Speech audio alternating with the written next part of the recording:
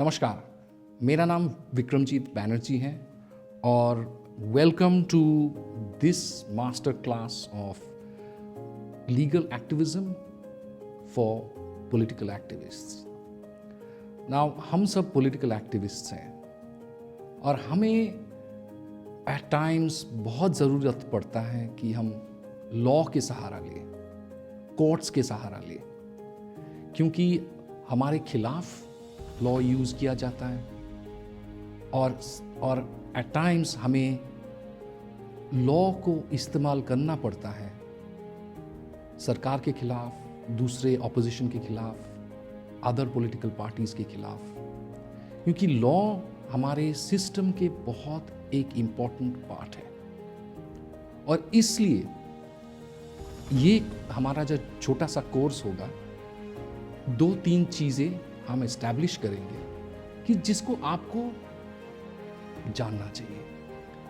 कुछ ये इसमें बहुत ज़्यादा हम डीप में नहीं पढ़ाई करेंगे, मगर इम्पॉर्टेंट बातें हमें याद करना पड़ेगा और याद रखना पड़ेगा एज पॉलिटिकल एक्टिविस्ट। जब हम आगे हमारे पॉलिटिकल एक्टिविज्म आगे बढ़ा रहे हैं, हमारे 2-3 चीज़ हमें याद करना है।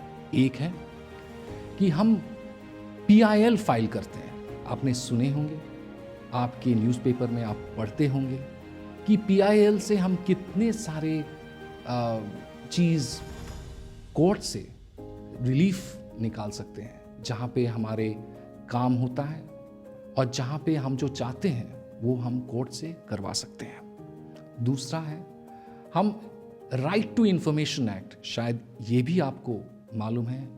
इससे हम दूसरे इंफॉर्मेशन जो सरकार के पास होता है, अलग अलग सरकार के पास होता है, वो हम निकाल सकते हैं, जिसमें हमारे पॉलिटिकल एक्टिविज्म में ये बहुत मायने रखता है और हमें हेल्प भी करता है। और तीसरे और सबसे इम्पोर्टेंट चीज़ ये क्लास के लिए कि हमें जानना चाहिए और हमें मानना चाहिए कि हम सब जागरूक नागरिक हैं और ये जागरूक नागरिक होते हुए हमारे अपने जो अधिकार हैं हमें ये जानना चाहिए, सिर्फ not only as political activists but also as political citizens of this democracy that we exist.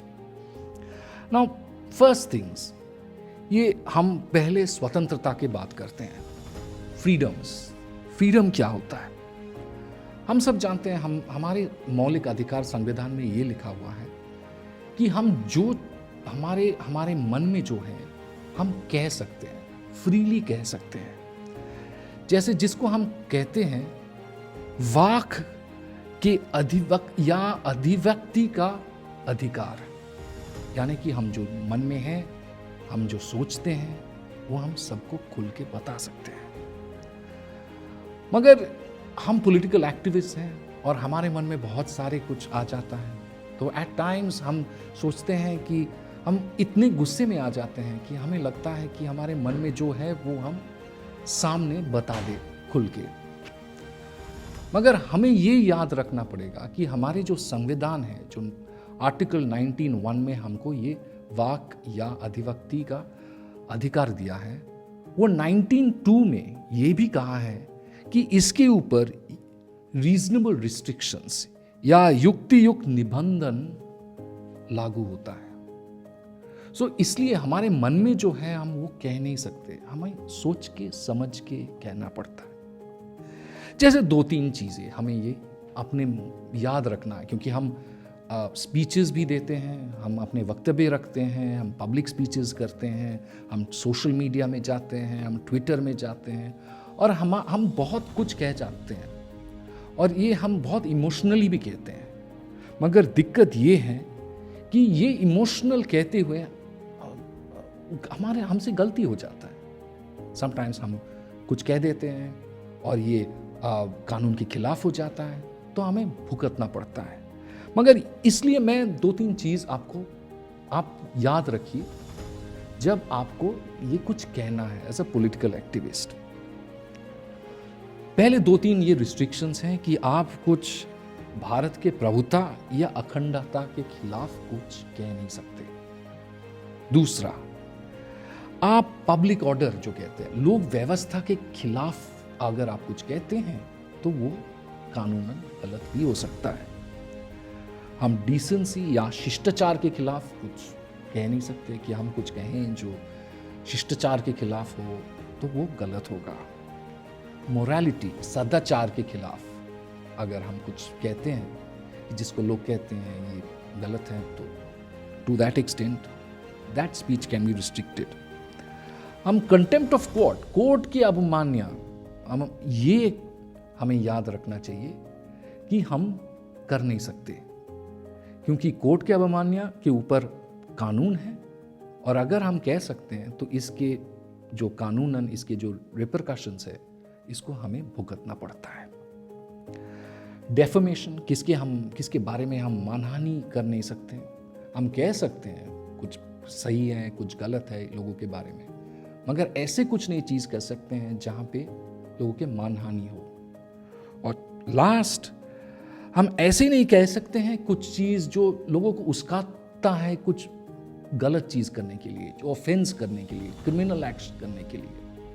तो हम जब स्पीच दे रहे हैं और हम जब ट्विटर या सोशल मीडिया या फेसबुक में जा रहे हैं तो हमें ये चीज याद रखना पड़ेगा। मैं ज्यादा नहीं कहूंगा, मैं सिर्फ ये कहूंगा कि अगर अब इंडियन पीनल कोड जो है, इंडियन कानून है, इसके प्रावधान आप देखें तो आप देखेंगे 2-3 चीज इसके खिलाफ वेरी क्लियरली इसके मत जाइए।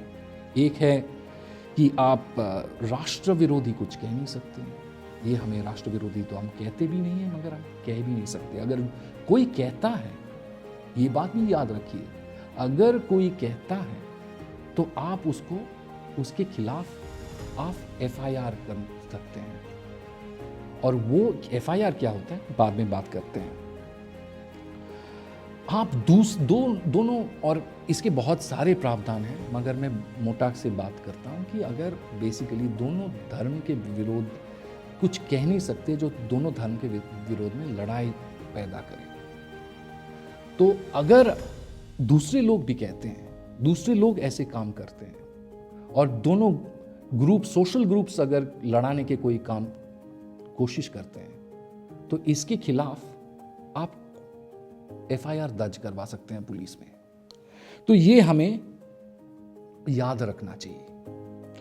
और तीसरी बात है, ऐसे कुछ किया नहीं जा सकता जो लोगों को उस्काता है और जो लोगों को गलत क्रिमिनल एक्ट करने के मजबूर करता है। Cannot create मिसचिफ, acts which cannot create मिसचिफ। ये हमें याद रखना पड़ेगा, क्योंकि सिर्फ हमारे लिए नहीं, ये तो हम जैसे कार्यकर्ता जो सही करते हैं हमें कोई दिक्कत नहीं होगा, मगर अगर दूसरे लोग, दूसरे पार्टी के लोग ये सारे के सारे की चीज़ करते हैं तो हमारे हथियार हैं, हम पुलिस के पास भी जा सकते हैं, ये बात रखने के लिए। नाउ दूसरी बात ये है कि हमारे पास और एक अधिवक्ति है, और ये है हमारे right to assemble peacefully without arms, यानी कि हम सब एकजुट हो सकते हैं बिना शस्त्र के बिना। फंडामेंटल राइट है, हम कभी भी मीटिंग कर सकते हैं, मगर ये मीटिंग जो भी हम कर रहे हैं ये प्रभुता और अखंडता भारत के खिलाफ नहीं जाना चाहिए। और अगर कोई चाहता है और कोई ऑर्गेनाइजेशन ऐसे कर रहा है तो आप भी उसके खिलाफ पुलिस में जा सकते हो। आपको हमें ये याद रखना ज़रूरी है कि हम बहुत बार मीटिंग्स ऑर्गेनाइज करते हैं, और कुछ जगह हम जहाँ पे हमारे सरकार नहीं होता है तो हमारे ये मीटिंग्स ऑर्गेनाइज करने के लिए इजाज़त नहीं देते हैं लोग। इवन दो हमारे राइट है, मीटिंग ऑर्गेनाइज करना अधिकार है, संविधान ने दिया है, मगर फिर भी लोग ये रिस्ट्रिक्ट करने की कोशिश करते हैं। तो हमें ये याद रखना पड़ेगा कि ये हमारे मौलिक अधिकार हैं, और अगर कोई इसको उल्लंघन करता है तो हमें कोर्ट जाने के हमारे अधिकार हैं। हम कोर्ट जाके हाई कोर्ट जा सकते हैं, समटाइम्स सुप्रीम कोर्ट जा सकते हैं, और ये कह सकते हैं कोर्ट को कि हमें ये उल्लंघन किया हो रहा है, हमारे ये अधिकार लंघन हो रहा है। मगर दूसरी बात भी याद रखना पड़ेगा कि हमारे जो मीटिंग्स ऑर्गेनाइजेशन होता है, जो भी हम मीटिंग्स ऑर्गेनाइज करते हैं, जो परमिशंस चाहिए, ये परमिशंस अपने पास रखना, ये परमिशन सरकार से लेना, जो भी अथॉरिटीज़ हैं उससे लेना ज़रूरी है। मगर अगर लगता है कि सरकार आपको देना नहीं चाहता है, और ये होता है, बहुत सारे सरकार जो हमारे विरोधी पार्टीज़ के सरकार हैं वो देना नहीं चाहते हैं, तो उस टाइम पे हमें कोर्ट जाना पड़ता है, और इस ग्राउंड में हम बहुत बार कोर्ट जाते हैं। तीसरा है संघ बनाने का अधिकार, राइट टू फॉर्म एसोसिएशंस और यूनियन, आर्टिकल 19(1)(c। हम कोई भी ऑर्गेनाइजेशन फॉर्म कर सकते हैं, मगर जो ऑर्गेनाइजेशन हम फॉर्म भी करते हैं, और बहुत सारे ऑर्गेनाइजेशंस आप फॉर्म कर सकते हो, मगर ये याद रखना आप लोगों को कि ये प्रभुता, अखंडता या लोक व्यवस्था के खिलाफ होना नहीं चाहिए। हमारे सबसे बड़े जो अधिकार हैं वो है जीने का अधिकार, ये हमारा सबको है, और संविधान ये कहता है कि कोई आपको हिरासत में ले नहीं सकता जब तक कानूनत उसके ऊपर उसकी पावर नहीं है आपको हिरासत में लेने के लिए। पुराने जो संविधान के इंटरप्रिटेशन था वो था कि बिना कानून के हेल्प से, असिस्टेंस से आप किसी को अरेस्ट नहीं कर सकते हैं। मगर अब सुप्रीम कोर्ट ने ये जो जीने का अधिकार ये एक्सपैंड किया है, जहाँ पे सुप्रीम कोर्ट ये कहता है कि right to life means right to various thing, right to lead a good life, जैसे अच्छा रास्ता हो या अच्छा पानी हो। और ये हमें भी याद रखना है कि एट टाइम्स हम जो जहाँ पे रहते हैं वहाँ पे ठीक पानी होता नहीं है, रास्ता होता नहीं है, स्कूल में लोग आते नहीं हैं, पढ़ाने के टीचर्स भी नहीं होते हैं। तो ये सारे के सारे चीज़ which takes away from leading a good life, अच्छे जीने का जो अधिकार से जो हमें कोई घटाई आता है, उसको हम कोर्ट में ले जा सकते हैं।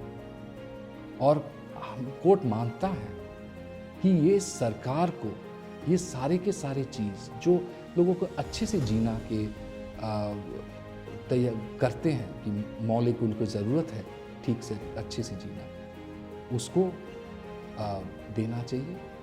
और इसलिए ये जो मौलिक अधिकार हैं हमें याद रखना बहुत ज़रूरी है। नाउ ये जो ठीक से जीना के बारे में हम कह रहे हैं, उसके बारे में हम सबसे इम्पॉर्टेंट चीज़ वो है राइट प्रोटेक्शन अगेंस्ट अरेस्ट, वो है आर्टिकल 22, दैट इज आर्टिकल 22 से उसमें 2-3 चीजें हैं। आपको कोई गिरफ्तार कर नहीं सकता बिना आपको बताए कि वो आपको क्यों गिरफ्तार कर रहा है। ये आपके मौलिक अधिकार है। तो अगर पुलिस आपके घर आ जाता है और आपको अरेस्ट करना चाहता है, जो होता है, तो आपको ये अधिकार बनता है कि आप पुलिस को पूछे कि आप हमें क्यों गिरफ्तार कर रहे हैं। और अगर आप अरेस्ट भी हो जाते हो, गिरफ्तार भी हो जाते हो, तो 24 घंटे में आपको मैजिस्ट्रेट के सामने पुलिस को रखना पड़ेगा। और अगर रखता नहीं है तो आप कोर्ट में जा सकते हो और कह सकते हो ये गलत है। जो हमारे मातृशक्ति हैं उनको ये भी मन में रखना पड़ेगा कि पुलिस किसी को गिरफ्तार, कोई हमारे बहन या किसी को अरेस्ट नहीं कर सकते हैं जब उनके शाम के सूरज डूबने के बाद अगर उनके पास पुलिस विमेन ना हो, तो बिना पुलिस विमेन उसको अरेस्ट किया नहीं जा सकता। और हमें ये भी जानना चाहिए कि जब अरेस्ट के बारे में हम बात कर रहे हैं तो अरेस्ट क्या है। अरेस्ट बेसिकली ये है, ये हमारे कानून के अंदर कि अरेस्ट कैसे किया जा सकता है। अरेस्ट है अगर पुलिसमैन आपको इफेक्टिवली गांव आपके ऊपर हाथ रख देते हैं, छू देते हैं और कहते हैं कि आप अरेस्टेड हो, तो आप अरेस्टेड हो। मगर हमारे बहुत सारे लोग सोचते हैं कि जब तक हमें जोर करके जेल में नहीं ले जाते हैं तब तक अरेस्टेड हम हैं नहीं। मगर हमें ये याद रखना चाहिए कि पुलिस अगर हमें रिस्ट्रेन करता है, छू देता है और कहता है कि आप अरेस्टेड हो, तो आप अरेस्टेड हो। तो अगर आप कुछ करना चाहते हैं, पुलिस आपको पकड़ने के बाद, यानी कि आपको इनफैक्ट छूने के बाद, तो आप पुलिस कस्टडी में ये सारे किसी चीज़ कर रहे हो, तो ये हमें याद रखना चाहिए। पुलिस किसको अरेस्ट कर सकता है बिना वारंट? हम जानते हैं कि जब अरेस्ट होता है, हम दो तरीके के अरेस्ट हो सकता है, एक है विथ वारंट और दूसरा है बिना वारंट। तो बिना वारंट पुलिस किसको अरेस्ट कर सकता है? जो हमें गहराई जो अरेस्ट कर सकता है, जिसके कॉग्निजेबल ऑफेंस होता है, उसको तुरंत अरेस्ट कर सकते हैं। ये कॉग्निजेबल ऑफेंस क्या होता है? ये कॉग्निजेबल ऑफेंस होता है जो बहुत आप घिनौने ऑफेंस होते हैं, जहाँ पे ग्रीवियस ऑफेंस होते हैं। पुलिस को लगता है आपने कोई ऐसे ऑफेंस किए हैं, तो पुलिस आपको अरेस्ट कर सकता है। पुलिस ये भी अरेस्ट कर सकता है, गिरफ्तार कर सकता है कि अगर आप प्रोक्लेम्ड ऑफेंडर हो, कि आपको अपराधी, कानूनत अपराधी घोषित किया गया है, तो आपको लोग अरेस्ट कर सकता है। अगर आपके पास चोरी के माल पाया गया हो, तो आपको अरेस्ट कर सकता है। अगर, और ये हमें याद रखना पड़ेगा, अगर आप कोई पुलिस ऑफिसर को उनके काम करने से रोक रहे हो, तो आपको अरेस्ट किया जा सकता है। या आप पुलिस के कस्टडी से भाग रहे हो, तो आपको बिना वारंट अरेस्ट किया जा सकता है। अगर आप कोई दूसरे पुलिस कहता है कि उसको अरेस्ट करो, तो आपको बिना वारंट अरेस्ट किया जा सकता है। ये सारे के सारे चीज, हमारे ये जो 6 या 7 चीज, आपको बिना वारंट में अरेस्ट किया जा सकता है। मगर वारंट लेके भी अरेस्ट हो सकता है। वारंट है कि कोर्ट से हम जाए, मैजिस्ट्रेट के पास जाए और वारंट इशू करवा के कि इनको हमें अरेस्ट करना है, इनको हमें गिरफ्तार करना है, तो उसके 2-3 चीजों में हम अरेस्ट हो सकते हैं। एक है कोर्ट वारंट इशू करें, कोर्ट कहें कि इसको आपको गिरफ्तार करना है, तो आप गिरफ्तार हो सकते हो। नाउ ये वारंट इशू किया जा सकता है कि अगर आप जेल से भाग गए हो, या आप अपराधी घोषित किया हो, और अगर नॉन बेलेबल वारंट, ये अपराध जिसमें जमानत नहीं होता है, एंड अगर आप पुलिस की गिरफ्तारी से भाग रहे हो, तब आपके खिलाफ वारंट लेके लोग अरेस्ट कर सकते हैं। मगर हमें सबसे इंपॉर्टेंट चीज ये याद रखना पड़ेगा कि कोई भी हमें अगर अरेस्ट करे, तो मैंने जैसे पहले कहा कि आपको क्यों अरेस्ट आप हो रहे हैं, इसके कानूनत वो रीजंस आपको देना पड़ेगा।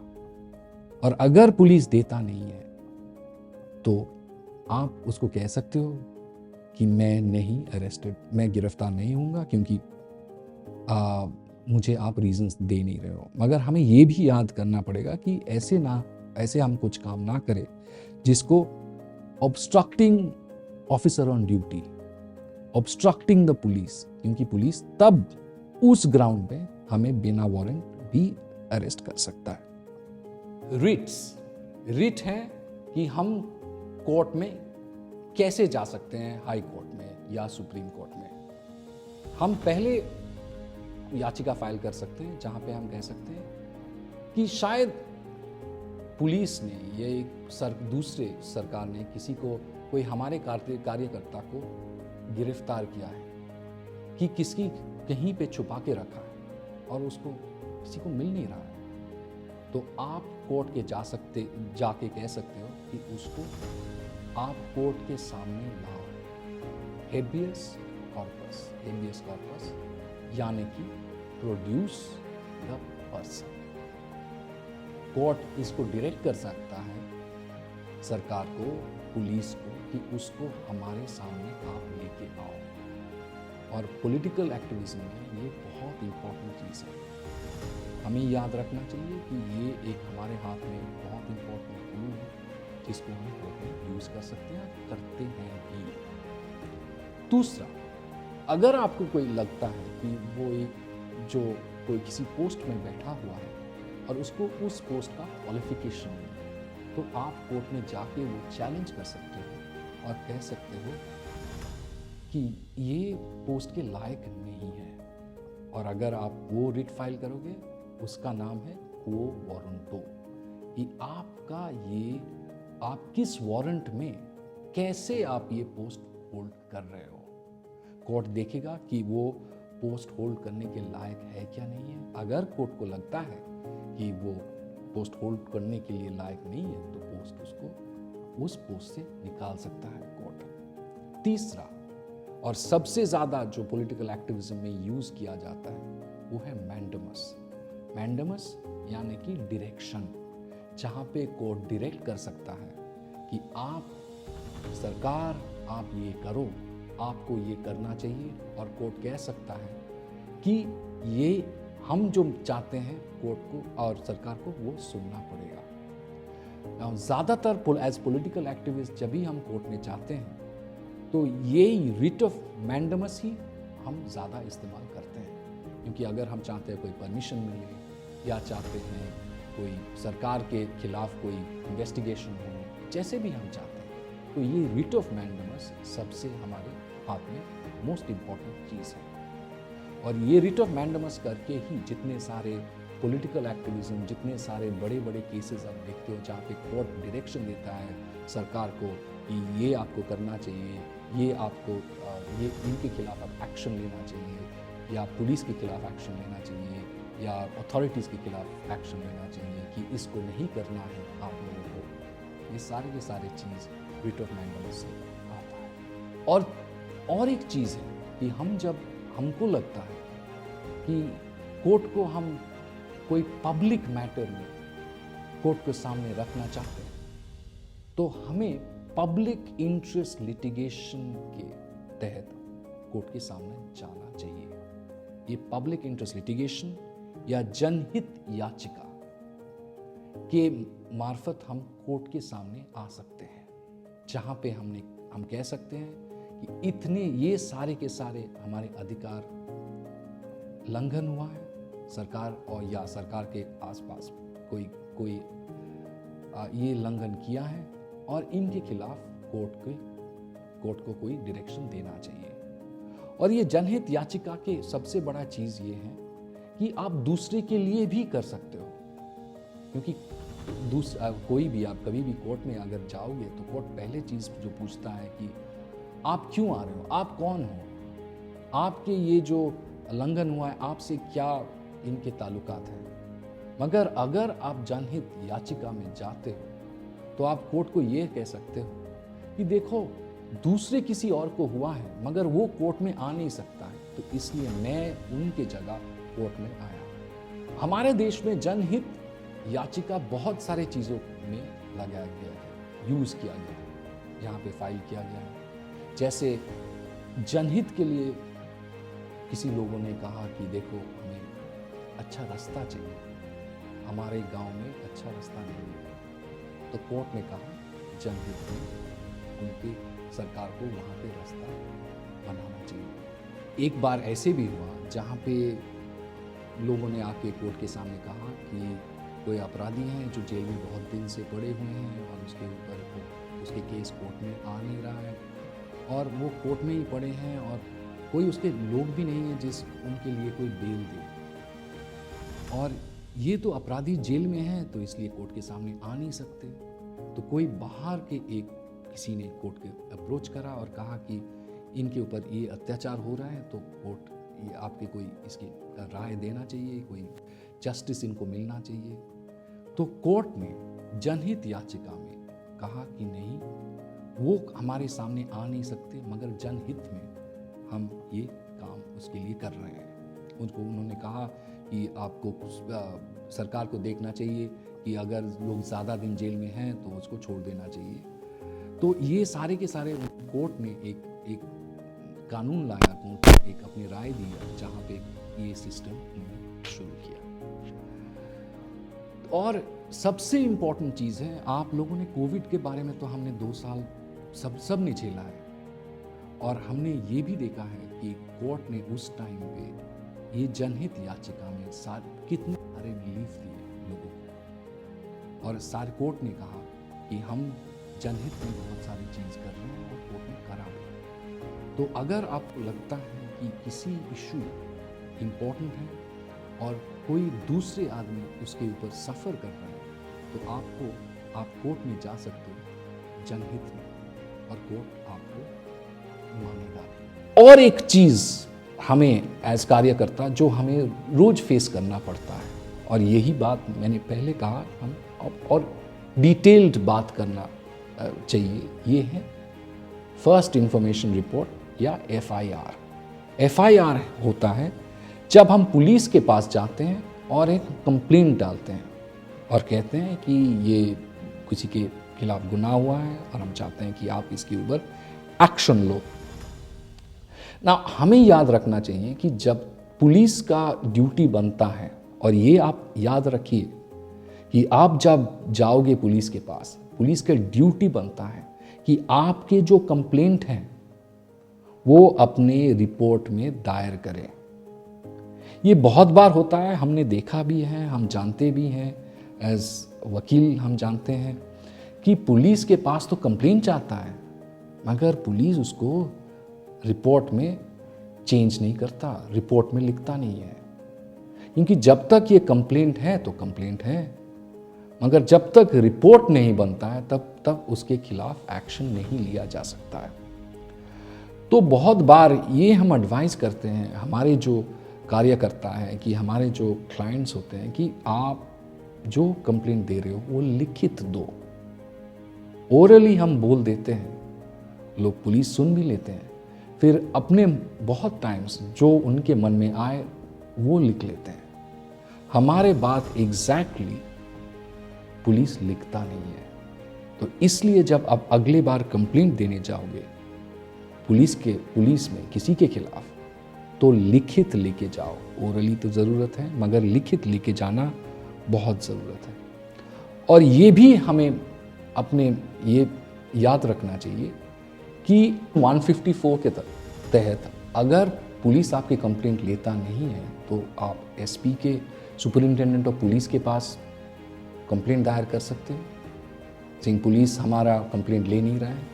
और अगर सुपरिंटेंडेंट ऑफ पुलिस भी लेता नहीं है, तो आप मैजिस्ट्रेट के पास जा सकते हो, सेक्शन 156(3) के तरफ, जहाँ पे आप कह सकते हो मैजिस्ट्रेट को कि पुलिस हमारे कंप्लेंट ले नहीं रहे हैं, आप लो। और मैजिस्ट्रेट ये डायरेक्ट कर सकता है पुलिस को कि नहीं, ये जो कंप्लेंट दायर किया हुआ है ये आप FIR में दर्ज करो और इसके इन लोगों के खिलाफ आप एक्शन लो। ये होता है और अक्सर होता है।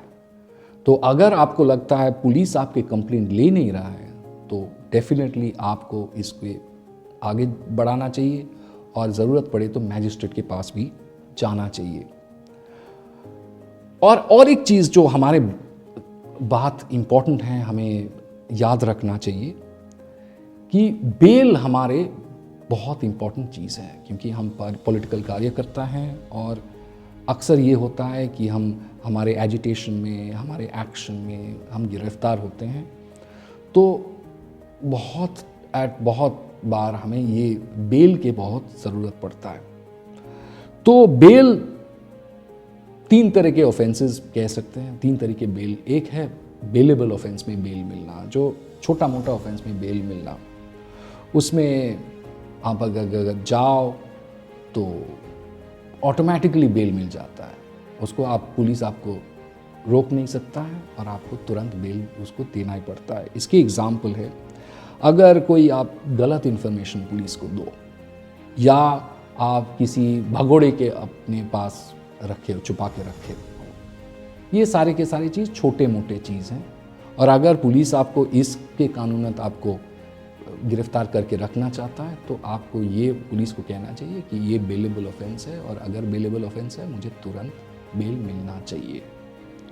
दूसरा है नॉन बेलेबल ऑफेंस, जहां पे ये सीरियस केस है, वहां पे बेल आसानी से मिलता नहीं है, जैसे खून का मामला।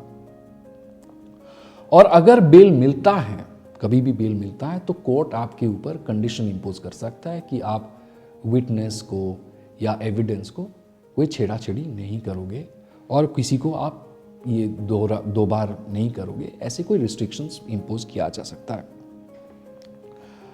और अगर आपको लगता है कि पुलिस आपको हैरेस करने के लिए, कि पीछे पड़ने के लिए किसी चीज़ में आपको अरेस्ट करवाना चाहता है और किसी ऑफेंस में आपको इम्प्लिकेट करना चाहता है, तो तीसरी चीज़ ये है एंटिसिपेटरी बेल, जहाँ पे आपको लगता है कि आपको कोई किसी क्रिमिनल में, कोई क्रिमिनल एक्शन में आपको अरेस्ट हो सकते हो, तो आप ये सेक्शन 439 में एंटिसिपेटरी बेल जो हम कह सकते हैं, उसमें आप जा सकते हो ना। ये सारे के सारे चीज़ हाई कोर्ट भी कर सकता है, ये ट्रायल कोर्ट, सेशंस कोर्ट भी कर सकता है। और यही हमें याद रखना पड़ेगा। हम जब पॉलिटिकली कोई काम कर रहे हैं और कोई लिटिगेशन में जा रहे हैं, तो हमें ये देखना पड़ेगा कि हम जो याचिका कोर्ट में दायर कर रहे हैं, ये कानूनत सही है और ये वेल रिसर्च्ड है। Research on facts, on law is extremely important for filing public interest litigation, as well as formulating and making any petition before any court. ये बहुत ज़रूरी है। दूसरा, हमें हमारे लीगल टीम जो है, हमारे जो वकील हैं, इनके साथ अच्छे संबंध रखने का ज़रूरत है।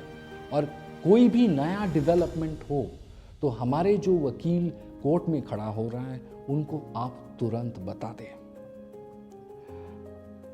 और ये भी है कि हमारे जो वकील खड़े हो वो अच्छे वकील हो, वो कानून पढ़े, वो आके तैयार होके कोर्ट में जाए। तो ऐसे वकील के साथ हम खड़ा करें जो अच्छे से तैयार करके जाए, और जो कार्यकर्ता ऐसे जाना चाहते हैं उनके ऊपर ये काम होता है कि वो भी ठीक से करे, कि वो ठीक जो वकील उनके लिए खड़े हो रहे हैं वो कानून जानता है और वो फैक्ट्स जो है, केस क्या है, उसके सारे के सारे फैक्ट्स उनके पता है।